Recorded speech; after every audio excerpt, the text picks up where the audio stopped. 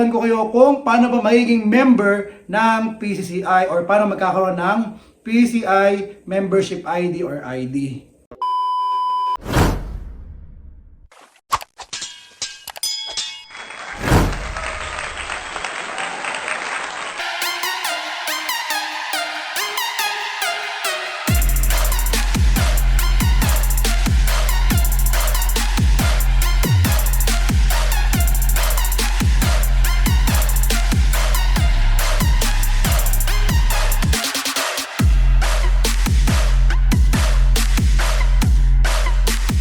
So what's up mga Sticks? Dito po tayo sa another episode ng Stick TV. At ako po ang inyong lingkod, si Ash. For this episode, we will have a different topic. So wala munang unboxing. Actually, medyo may pagka-unboxing yung gagawin natin mamaya.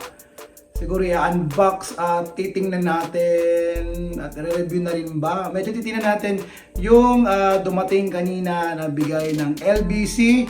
Yun ay yung PCCI membership ID ko. So mamaya, tingnan natin yung laman ng pinadala ng LBC.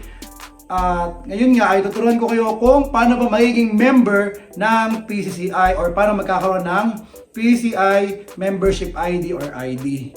So PCI is Philippine Canine Club Incorporated. Sila yung namamahala para sa mga legal documents ng mga aso, lalo na sa mga pure breed na aso.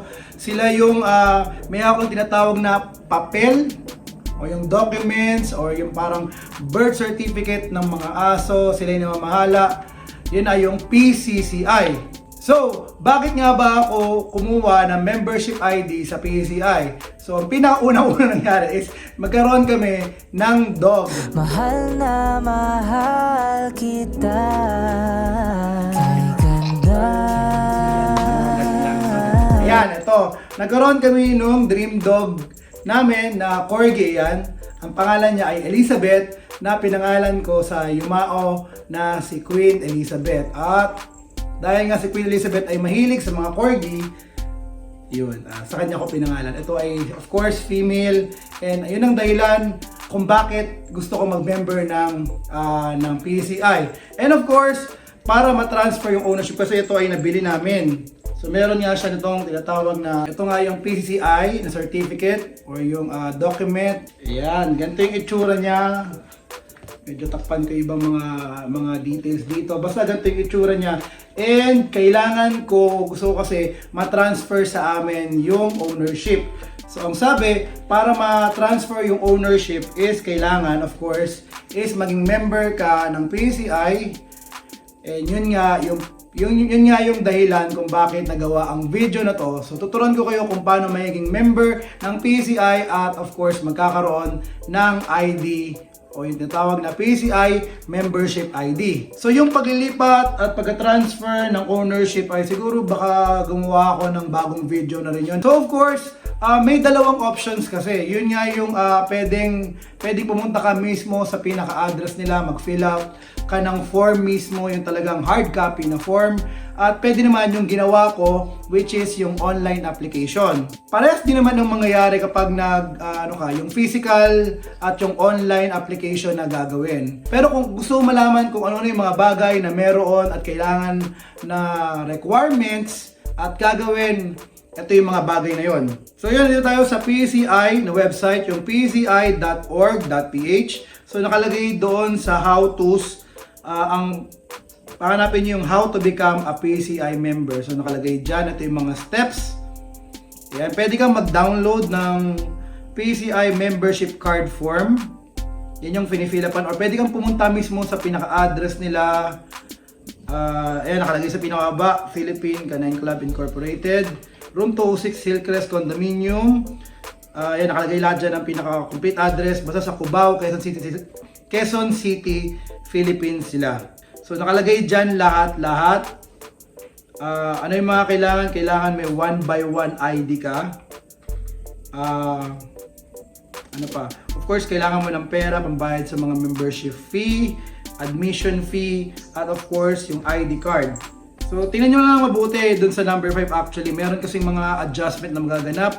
At dahil nga nasakto ko sa October to December na nagpa-member ako, ayun, nagkaroon ng parang mga additional fee. So kung gusto yung malaman kung paano ginawa ko, ito, bibigyan ko kayo ng step-by-step procedure kung paano yung ginawa ko sa pag-online application. So punta tayo sa forms, click natin yung forms at may nakalagay din dyan, online application forms, click natin yan. And then nakalagay din sa baba, nandyan yung membership card, kennel affix, and litter form. So doon tayo sa membership card. Doon sa kennel affix, next time na yon siguro. Baka magkaroon tayo ng separate video. Doon sa sinasabi ko na kennel affix, kung gusto mong magtayo or mag-breed mismo. Ayan. Kung gusto mong maging breeder, kailangan meron ganon. So, binabalak ko rin naman maging breeder, pero yun nga, if ever man, maganda rin yung handa ka at meron ka na rin. So, tuturuan ko rin kayo kung paano magkakaroon ng kennel affix or yung sarili nyong kennel sa separate video na yun. Basta ang video na to ay of course exclusively para sa membership card para ma-transfer na yung ownership sa amin talaga nito. Para maging official na talagang sa amin na siya. And ito ay yung pinaka-updated na version. Ayan. So for the membership card, tuloy natin yun sa online. Nakalagay dyan, kailangan of course ilalagay mo yung last name. Of course, ilalagay mo dyan, ilalagay mo yung first name, and then yung of course yung middle name mo rin. Lagay mo yung email mo. Ako nilagay ko dyan yung Gmail ko at nandyan yung phone number. Ayan.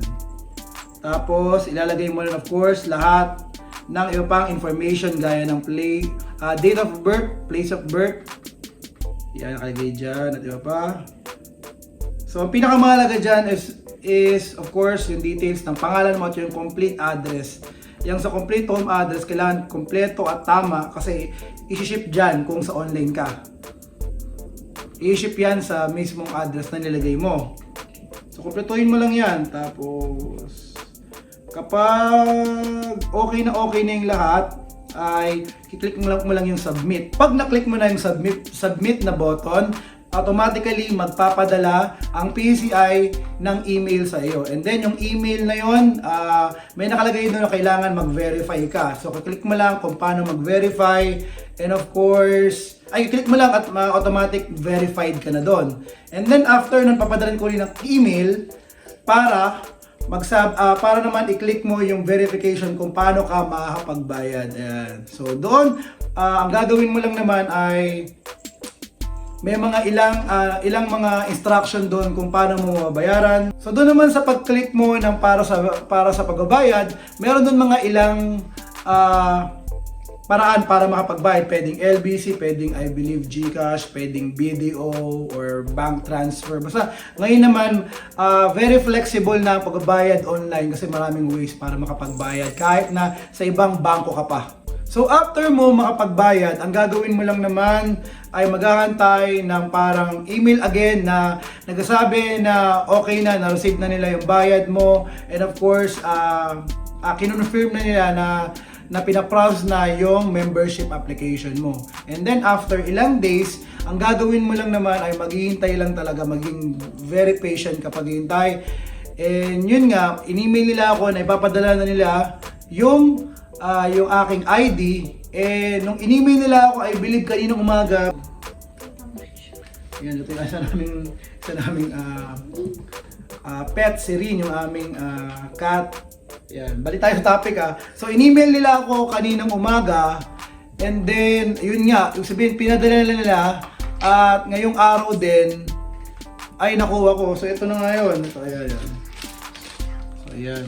Galing to sa, takpan ko lang yung aking, ayan, tinakpan ko yung address ko at yung ibang details. Pero nakalagay dyan, galing yan sa PCI, kung saan man address, ayan, nakaseal pa. So ngayon ay unbox natin yung mga laman nitong galing sa kanila para malaman hindi siya na-tampered. Ayan, unboxan ko na ngayon. So ano yung mga laman? Ito yung mga laman, ito yung una, may nakalagay dito, PCI 2017 amended bylaws. So nakalagay yung kanilang mga details, address. And of course, nakalagay yung kanilang pinaka-logo na since 1963 pa. Ayan, sabihin, sobrang bantagal na talaga nila. Ano yung laman nito? bylaws, of course, yung mga laws at kailangan na marami pa. Hindi ko na kailangan isa-isayin sa inyo. Basta magkakaroon kayo, pag naging member kayo, meron kayo nito. Bylaws. At mahalaga to pag meron kang club actually. Nung naging SG president ako dati sa school namin yun, meron kaming sinusunod na bylaws din. Ayun, merong silang binigay na receipt. Kung magkano lahat yung binayaran, may receipt. So, very transparent naman sila. Meron resibo. Wala na. At ito na nga yung hinihintay natin. Yung ID. Ayan. Oh my God. Ayan, at tapapan ko lang to ha. Ayan, yung aking number. Basta yan. Ako yan. Diba? So, officially member na ako ng PCI. Makikita nyo, napaka-cute ko. Yung picture ko nga pala yan ay inedit ni Honey. Ayan. And of course, ito yung official PCI membership ID ko. And yun. So, yun. Pwede na ako mag-breed at pwede ko nang ma-transfer actually sa akin yung officially yung aming dog na si Elizabeth. At ito yung nga pala, yung picture na to ay galing yan do sa ipapadala nyo na 1x1 na picture. Or kung ano man yan, kung 2x2 man, basta 1x1. Basta kung ano yung picture na binigay nyo, yun ang ilalagay nila. Ayan. So, kailangan ko lang gawin is, of course, ipirmahan nila yung nasa likod. So, dahil member na ako, madali ko na mga process yung pagka-transfer ng ownership ng aso. And of course, pwede na akong mag-apply for kennel affix. So, yun po. I hope nagustuhan nyo yung topic natin for today. And if meron nga kayong mga pet na aso, I hope na maging member din kayo ng PCI.